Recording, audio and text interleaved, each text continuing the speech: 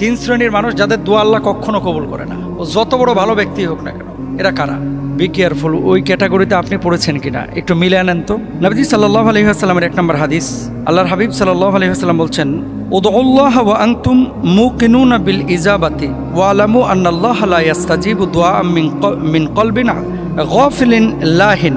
এটা আবু হুরায়রা রাদিয়াল্লাহু তাআলা আনহু থেকে বর্ণিত হাদিস। রাসূল আকরাম সাল্লাল্লাহু আলাইহি ওয়াসাল্লাম বলেছেন, তোমরা আল্লাহর কাছে দোয়া করো এই বিশ্বাস নিয়ে যে তিনি কবুল করবেন, আর জেনে রাখো আল্লাহ এমন দোয়া কবুল করেন না যা গাফেল, অমনোযোগী, উদাসীন হৃদয় থেকে করা হয়। কিছু লোক দেখবেন দোয়া এভাবে হাত তোলে আর এইভাবে মাথা চুলকায়, দোয়ায় হাত তুলে মোবাইল টিপতেছে, দোয়ায় হাত তুলে আল্লাহর কাছে কোনো আকুতি নাই, কোনো বিনয় নাই, কোনো চাওয়ার মানসিকতা নাই, ওই হুজুর হাত তুলছে ও হাত তুলছে। এই গাফেল উদাসীন কোনো ব্যক্তির দোয়া আল্লাহ তাআলা কবুল করেন না। তাহলে কি করতে হবে? উদউনি আস্তাজিব লাকুম, ডাকার মতো ডাকতে হবে, চোখের পানিটা ছাড়তে হবে, ভেতর থেকে কথা বলতে হবে, ইমোশনাল ভাব নিয়ে আসতে হবে, আল্লাহ তাআলা দোয়া কবুল করবেন। এখন আপনি দোয়া করতেছেন এইভাবে হাত তুলে, হাত তুলছে আল্লাহর কাছে আর মন হচ্ছে ফোনের দিকে, মন হচ্ছে প্রেমিকার দিকে, মন হচ্ছে দোকানের দিকে, মন হচ্ছে দুনিয়াবি সামানার দিকে, তাহলে তো দোয়া কবুল হবে না। তো 1 নম্বর ব্যক্তি গাফেল, যে তার দোয়া আল্লাহ তাআলা কবুল করেন না। 2 নম্বর, হারাম উপার্জন ও খাবারের কারণে দোয়া কবুল হয় না, যারা এই ধরনের কাজ করে। হাদিসের মধ্যে কি আছে? ইউতুইলু সাফরা আশআসা আকবার ইয়ামুদ্দু ইয়াদাইহি ইলাস সামা ইয়া রব্বি ওয়া মাতআমুহু হারামুন ওয়া মাশরাবুহু হারামুন ওয়া গুদিয়া বিল হারাম ফাআন্না ইউস্তাজাবু লিযালিক।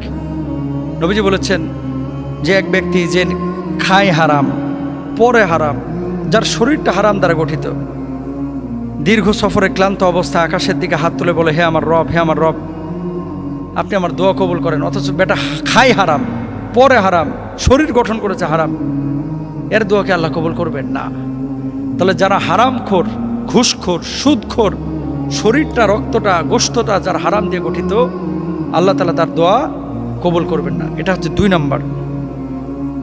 তাহলে দোয়া কবুলের জন্য প্রথম শর্ত হচ্ছে কি? ইবাদত বন্দেগীর পাশাপাশি হালাল উপার্জন আপনাকে করতে হবে। খাইবেন হারাম আর দোয়া করবেন ফটফটায় কবুল হবে, এটা হবে না। 3 নম্বর, তাড়াহুড়ো করে দোয়া ছেড়ে দেওয়া।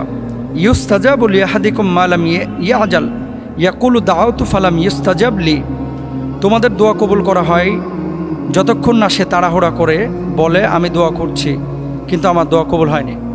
কোনো ব্যক্তি যদি দোয়া করার পরে রাতারাতি কবুল করতে চায় যে আল্লাহ কেন কবুল করছে না, হুজুর এত দোয়া করলাম জীবনে কোনো দোয়া তো কবুল হচ্ছে না। দেখেন, দোয়া কবুল হবেই 3টা পদ্ধতিতে, হয় দুনিয়ায় পাবেন, অথবা আখেরাতে পাবেন, অথবা দেরিতে পাবেন। পাবেন 100%, এটা আল্লাহর ঘোষণা। এখন আপনি পাচ্ছেন না, সমস্যা আপনার, আপনি ডাকার মতো ডাকতে পারছেন না। অনেক বিষয় আছে, যেমন এই দোয়াটা এখন কবুল করলে আপনি চাচ্ছেন আল্লাহর কাছে 1 কোটি টাকা দেন। কারণ আপনারা এখন যদি 1 কোটি টাকা দেওয়া হয়, 1 কোটির ভার আপনি সামলাইতে পারবেন? মানেটা কি? কিছু মানুষ আছে এই গাঞ্জাখোর যেগুলা, ওই 1 কোটি পায়ে গাঞ্জা খায় শেষ করে ফেলবে। আর যখন আপনার বাচ্চা কাচ্চা হবে তখন 1 কোটি দিলে হয়তো বা বাচ্চার দিকে মায়া জন্মাবে এবং 5টা মানুষের রুটি রুজি হবে, তা আল্লাহ তখন সেটা আপনাকে দেবে। আপনি এখন এত তাড়াহুড়া করছেন কেন? এই জন্য দোয়া করে কেউ যদি তাড়াহুড়া করে, এর দোয়া কবুল হয় না। স্থির হইতে হয়, তাওয়াক্কুল করতে হয়, ধৈর্য ধারণ করতে হয়, তাহলে এই দোয়া কবুল হয়। আল্লাহ সুবহানাহু ওয়া তাআলা বলছেন, ওয়াইদা সালাকা ইবাদি আন্নি ফাইন্নী করিব উজিবু দাওয়াতাদ দাঈ ইযা দাআন। আমার বান্দারা যখন আমার সম্পর্কে জিজ্ঞেস করে, আমার কাছে চায়, আমি তো খুবই কাছে, এবং আমি দোয়াকারীর দোয়া কবুল করি যখন সে আমাকে ডাকে। সুবহানাল্লাহ। এই জন্য আমরা ডাকতে থাকবো, দোয়া কবুল আল্লাহ নিঃসন্দেহে করবেন ইনশাআল্লাহ। সপ্তাহের কোন দিনে মারা গেলে কবর আযাব থেকে বা ফিতনা থেকে মুক্তি পাওয়া যায়, এ ব্যাপারে কোনো হাদিস আছে কিনা? 2 নম্বর, এক্সক্লুসিভ এমন কিছু আমলের কথা বলেন যে আমলগুলো করলে আমি কবর আযাব থেকে মুক্তি পাবো। পয়েন্ট কিন্তু 2টা। 1 নম্বর হচ্ছে সপ্তাহের দিনগুলো কয়টা? 7টা, শনি, রবি, সোম, মঙ্গল, বুধ, বৃহস্পতি, শুক্র। এখন কোন দিন মারা গেলে কবরের ফিতনা থেকে মুক্তি পাওয়া যায় বা আযাব থেকে মুক্তি পাওয়া যায়, এ ব্যাপারে কোনো হাদিস আছে কিনা? হ্যাঁ, তিরমিজি শরীফের একটি হাদিস 1074 নম্বর, ইদা মাতাল মুসলিমু ইয়াউমাল জুমাআতি আও লাইলাতাল জুমাআতি ওয়াকাহুল্লাহু ফিতনাতাল কবর। নবীজি সাল্লাল্লাহু আলাইহি ওয়াসাল্লাম বলছেন, যে মুসলিম জুমার দিনে অথবা রাতে মারা যায়, আল্লাহ তাআলা তাকে কবরের ফিতনা থেকে রক্ষা করেন। সুবহানাল্লাহ। খেয়াল করেন, জুমার দিন বলতে কোন দিনটাকে বোঝা যায়? শুক্রবার এর সকাল থেকে সন্ধ্যা পর্যন্ত। জুমার রাত কোন রাত জানেন? এটা বাঙালি অধিকাংশই ভুল জানে। এরা মনে করে জুমার রাত হচ্ছে শুক্রবার চলে যাওয়ার পরে যে রাতটা আসে। না, জুমার রাত হচ্ছে বৃহস্পতিবার দিন শেষে সন্ধ্যা থেকে যে রাতটা শুরু হয়, এটা হচ্ছে বৃহস্পতিবার রাত। তার মানে কি? বৃহস্পতিবার রাতে অর্থাৎ জুমার রাতে আর শুক্রবার দিনে কেউ যদি মারা যায়, আল্লাহর হাবিব সাল্লাল্লাহু আলাইহি ওয়াসাল্লাম বলছেন ওয়াকাহুল্লাহু ফিতনাতাল কবর, আল্লাহ তাআলা তাকে কবরের ফিতনা থেকে মুক্ত করেন, আযাব থেকে মুক্ত করেন। সুবহানাল্লাহ। এখন আপনি কবর আযাব থেকে মুক্তি পাওয়ার জন্য কি কি করবেন? এক্সক্লুসিভ কিছু আমল। আপনি এখন সবাই কমনলি আমরা নামাজের কথা বলি, সূরা মুলকের কথা বলি, হুজুর এত আমল টামল করতে পারবো না, ছোটোখাটো কিছু আমলের কথা বলেন যেগুলো আমরা আমল করতে পারবো। আল্লাহর হাবিব সাল্লাল্লাহু আলাইহি ওয়াসাল্লাম এর জন্য বলেছেন, হাদিসটা হচ্ছে সূরাতুম মিনাল কোরআনে 30 আয়াতান শাফাআত লি সাহিবিহা হাত্তা গুফিরা লাহু ওয়া হিয়া তাবারাকাল্লাযী বিয়াদিহিল মুলক। কোরআনে একটি সূরা আছে 30 আয়াত বিশিষ্ট, যা তার পাঠকারীর জন্য সুপারিশ করবে যতক্ষণ না তাকে ক্ষমা করা হয়, সেটি হলো তাবারাকাল্লাযী বিয়াদিহিল মুলক। নবীজি বলেছেন, কোনো ব্যক্তি যদি এই তাবারাকাল্লাযী বিয়াদিহিল মুলক রাত্রিবেলায় পড়ে, আল্লাহ রাব্বুল আলামিন ওই ব্যক্তির জন্য কবরে সুপারিশকারী হিসেবে সূরা মুলককে রেখে দেবেন। সুবহানাল্লাহ। এবং আযাবের ফেরেশতারা যখন আসবে ফিরিয়ে দেবে যে না, তুমি যাইতে পারবে না, তুমি ঢুকতে পারবে না। তাহলে 1 নম্বর সূরা মুলক আমরা আদায় করব, মানে তেলাওয়াত করব নিয়মিত। কবরে সবচেয়ে বেশি আযাব হয় কিসের জন্য জানেন?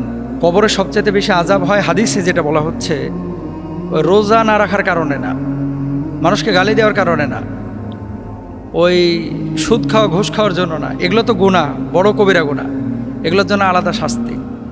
কিন্তু কবরের অধিকাংশ আযাব হয় আকসারু আযাবিল কবরি মিনাল বাউলি। আল্লাহর হাবিব সাল্লাল্লাহু আলাইহি ওয়াসাল্লাম বলছেন, কবরের অধিকাংশ আযাব হয় হচ্ছে পেশাবের কারণে। ওই যে পেশাব করার পরে আপনারা অনেকে টিস্যু পেপার ব্যবহার করেন না, অনেকে তো কুলুপও নেয় না, পানিও দেয় না, ওইভাবেই কিন্তু মাশাআল্লাহ মেশিন নিয়ে দাঁড়ায় যায়, পরে পুরো প্যান্ট ট্যান একেবারে মাখায় যায়। অনেক ভাইয়েরা আছে কিন্তু এমন নাপাক, দিনে 7 বার যদি আপনি পেশাব করেন আর প্রতিবার ওঠার পরে যদি 6-7 ফোঁটা করে আপনার প্যান্টে লাগে, আপনার গা দিয়ে তো ছাগলের পচা গন্ধ বাইর হবে। এরকম অনেক মানুষ কিন্তু আছে। তো বি কেয়ারফুল। কবরের সবচেয়ে বেশি আযাব হয় কিন্তু এই পেশাবের ছিটা প্যান্টে লাগার কারণে, এটা আমরা অনেকে জানি না। তাহলে কবরের আযাব থেকে বাঁচার জন্য টিস্যু পেপার ব্যবহার করেন, ঢিলাগুলো ব্যবহার করেন। ওই সমস্ত ব্যক্তি যাদের কবরে কোনো আযাব হয় না, তারা কারা? মান মাতা ফি সাবিলিল্লাহ, যারা আল্লাহর রাস্তায় শহীদ হয় তাদের কবরে কোনো আযাব হয় না। আরেকটা কথা নবীজি হাদিসের মধ্যে বলেছেন, ইন্নাল্লাহা ইয়াকবালু তাওবাতাল আবদি মা লাম ইউগরগির, নিশ্চয় আল্লাহ তাআলা তার বান্দার তওবা কবুল করেন যতক্ষণ না তার প্রাণ কণ্ঠে পৌঁছে যায়। কোনো ব্যক্তি যদি মালাকুল মাউত আসার আগে তওবা করে ফেলে, মানে মৃত্যু ফেরেশতা আসার আগে যদি তওবা করে ফেলে, আল্লাহ রাব্বুল আলামিন তাকে নিষ্পাপ করে দুনিয়া থেকে বিদায় করেন, তার কবরে আযাব হয় না। সুবহানাল্লাহ।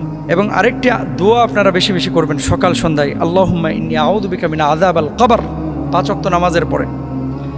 আল্লাহুম্মা ইন্নী আউযু বিকা মিন আযাবিল কবর, 5 ওয়াক্ত নামাজের পরে আপনারা এই দোয়াটা বেশি বেশি করবেন।